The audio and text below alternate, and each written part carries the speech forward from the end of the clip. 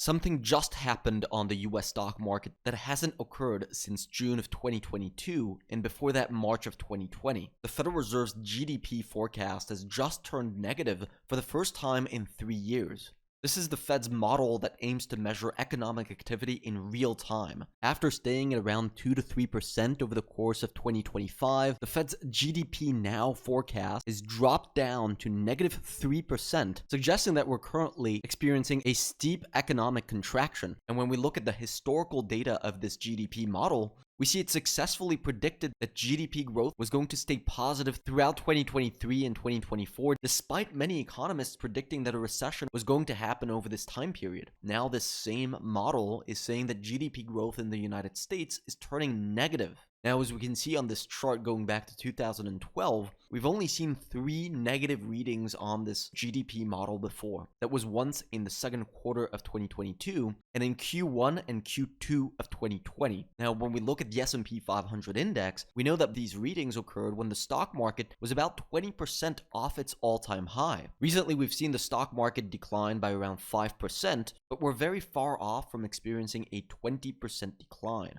So the question now is whether this is a generational buying opportunity just like in 2020 and in 2022, or whether what we're experiencing is a lot different and actually signaling the beginning of a substantial correction in stocks as the US economy enters a recession. Now, indeed, this correction that we've had on the S&P 500 more recently has been so far very different to most of the corrections that we've experienced over the last couple of years. When we overlay a chart of US Treasury bonds, we see that they've actually been rising during this recent correction. The vast majority of the corrections that we've seen since 2022 have occurred with Treasury bonds falling, not rising. When stocks are falling with Treasury bonds falling as well, that's called an inflationary environment. When stocks are falling with Treasury bonds rising, that's called a recessionary environment. The big stock market crash of 2020 that occurred as a result of the pandemic, for example, was accompanied with rising Treasury bond prices, and indeed the economy was experiencing a recession during that period. Bearish investors today will argue that Treasury bonds have plenty of room to rise from here,